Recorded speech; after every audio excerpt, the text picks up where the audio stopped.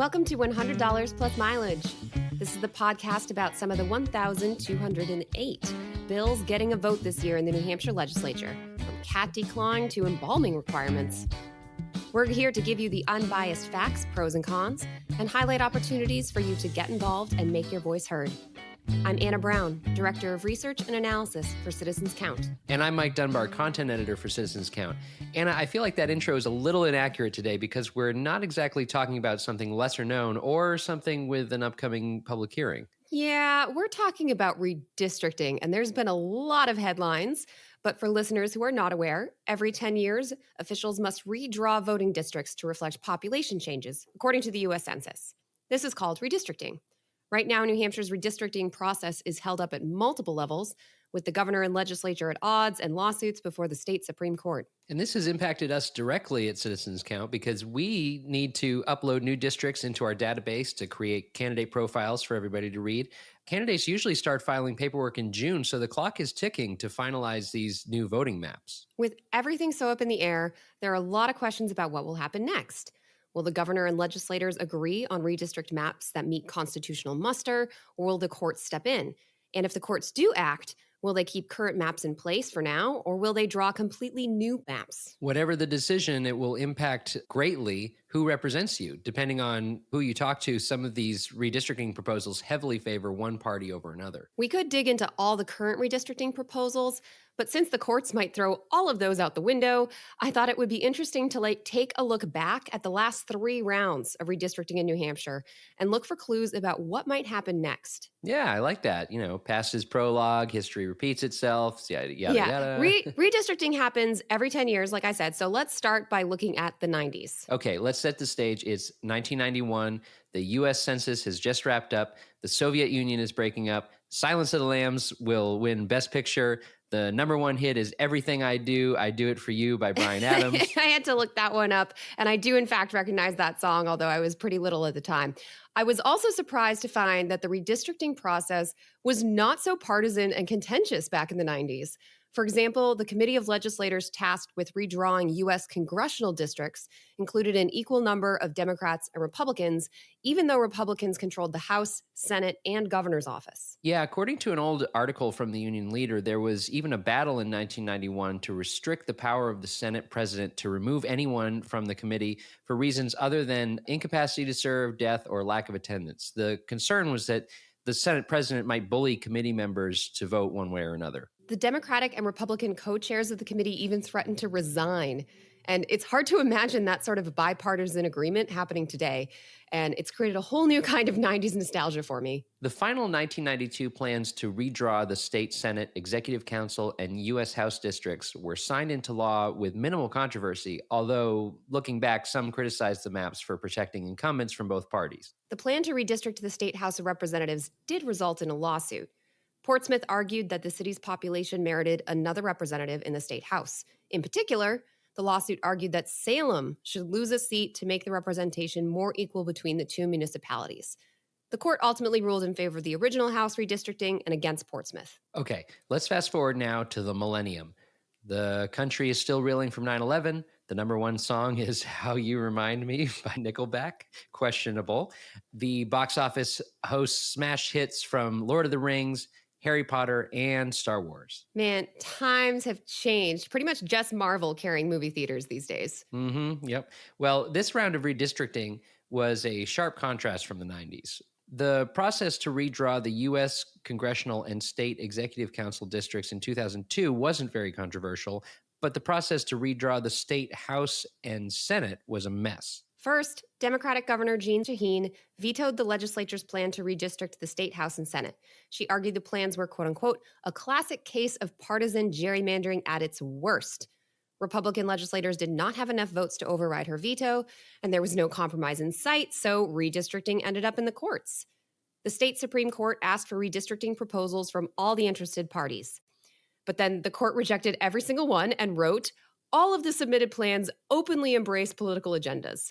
So the court ultimately appointed a technical advisor and just drew its own maps. So basically everybody loses. It's like when Solomon threatened to cut the baby in half, except the baby just got cut in half, or he kept the baby for himself, or the metaphor doesn't really work here.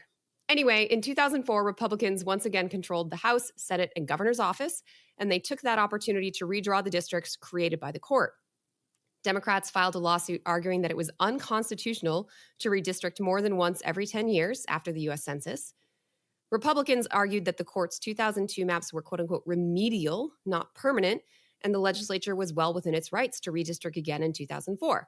The court ultimately sided with the Republicans. But wait, there's more. In 2006, legislators introduced a state constitutional amendment that generally requires each town or ward to have its own dedicated representative, so long as there are enough voters living there.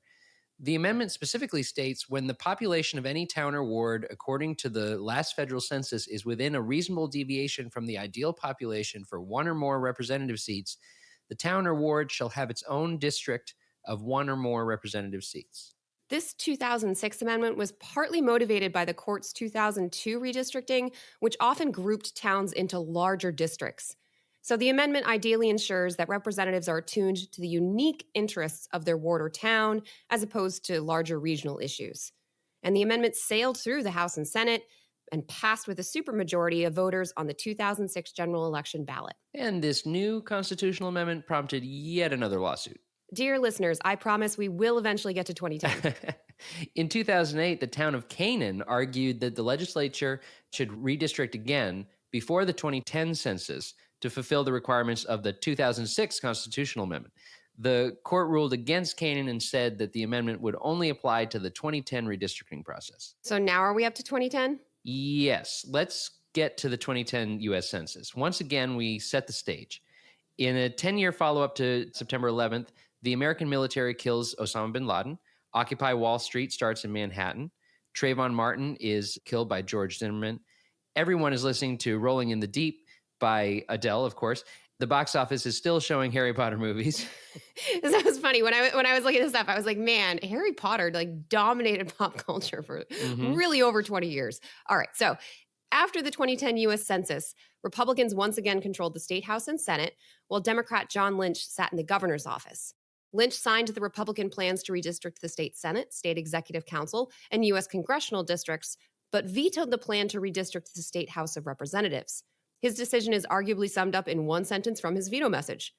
The House-passed plan unnecessarily breaks up towns and wards. This time, the Republicans had enough votes to override the governor's veto in the legislature, but the battle wasn't over.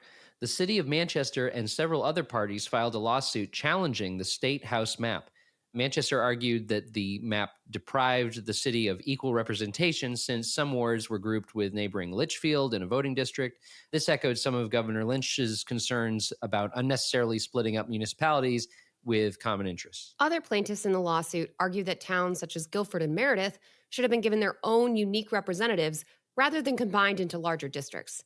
This argument was based on the new 2006 constitutional amendment. The state Supreme Court ultimately ruled in favor of the original Republican redistricting for the state House of Representatives. Their general argument was that the legislature did not make any unreasonable decisions when they drew new districts. It's impossible to create districts that are exactly equal in population, obviously, so there are always going to be trade-offs between towns, cities, and wards. The court also noted that there is no constitutional requirement to combine communities of interest into the same district, which is kind of an interesting detail because a lot of people generally feel that when we draw voting districts, we should try to keep similar regions together, like towns that share a school district maybe, or don't group a rural town with a city. But the court said, nope, that's not a legal requirement. Okay, well, now we're at the present. I had to look up the top song on the Billboard 100 as of today. I'm ashamed to admit I've never heard of it. Wait for You by Future. Maybe this is like a TikTok thing that I wouldn't be aware of. I looked on YouTube. I also don't know it. So either we are not at all cool anymore, or we are so cool we only listen to obscure indie hits. I think that's what it is, for sure. Back to redistricting, though. This year, Governor Sununu signed redistricted maps for the state House, state Senate, and Executive Council, but there are lawsuits challenging all three. The lawsuit challenging the state House map comes from Dover. The city argues that Ward 4 has been denied the unique representation it deserves by combining it in a district with Madbury, Lee, and Durham. Based on the court ruling from 2012, Dover may be facing an uphill battle in the courts making this argument. The lawsuit against the state Senate and Executive Council maps bring new arguments to the table. That lawsuit asserts that the maps are drawn to favor Republicans so heavily that it violates voters' rights of free speech and equal protection under the New Hampshire Constitution. If the court agrees with this argument, we will return to the scenario in 2002 when the court invited proposals and worked with a technical advisor to take over redistricting. The lawsuit over the U.S. congressional redistricting is even more like 2002, with the governor and legislators unable to agree on a plan. If Governor Sununu and the legislators do not approve a U.S. congressional map by the end of May, there's a good chance the court will have to draw a map for them. Right now, candidates are scheduled to file paperwork starting June 1st. That filing date can be pushed a little later, but ultimately ballots need to be printed by July 30th in time to be sent to voters overseas. Also, personal note, we're going to be scrambling at Citizens Count to get the districts updated in our database and candidates uploaded and put our surveys in the mail, so I am rooting for a fast resolution here. Well, we made it. That was quite a history lesson. And we didn't even talk about the 80s when there was a redistricting lawsuit about quote-unquote floaterial districts. Oh, and we would have had so many good musical references, songs I might actually know.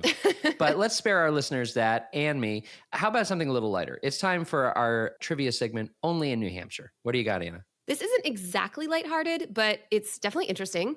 And I came across this story when I was reading newspaper coverage of redistricting in the 1990s. From 1949 until 1992, New Hampshire had a law on the books that required teachers to sign a loyalty oath. And the union leader provides some quotes from the Senate floor the day they voted to repeal this oath. I was astonished to find out we have this 1949 requirement, said Senator Gordon Humphrey, a Republican from Chichester. No town officials are required to take the oath. I don't recall one communist teacher or communist cell in New Hampshire. This is 1992, and this should be wiped off the books. The bill to repeal the oath sailed through the House and Senate and was signed by Governor Judd Gregg. Just 3 senators voted against repealing the oath. Interesting to note, however, that New Hampshire did not repeal an adjacent part of the law that says no teacher shall advocate communism as a political doctrine or any other doctrine which includes the overthrow by force of the government of the United States or of this state in any public or state-approved school in any state institution. That was also passed in 1949.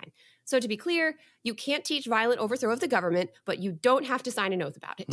Okay, interesting. Yeah, I feel like if there was ever a political climate for the oath to come back to New Hampshire schools, it might be now. Oh, let me tell you. I mean, we could do an episode about, there was a bill this year about what teachers can and can't teach, and it was looking to revive parts of this law. But I just think it's interesting that you think about, we talked about the early 90s that the Soviet Union was breaking up and McCarthyism was in the rearview mirror. And so, it was bipartisan agreement. Let's get rid of this oath. But we're seeing these debates creep back up today. Past his prologue, just like we were saying. All right.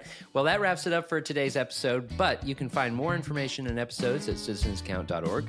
We'd like to thank Franklin Pierce University for producing and the Granite State News Collaborative for hosting. Our theme music is composed by me, Mike Dunbar. And lastly, we thank you for giving us a listen and thinking about how you can be part of what makes New Hampshire by the people, for the people.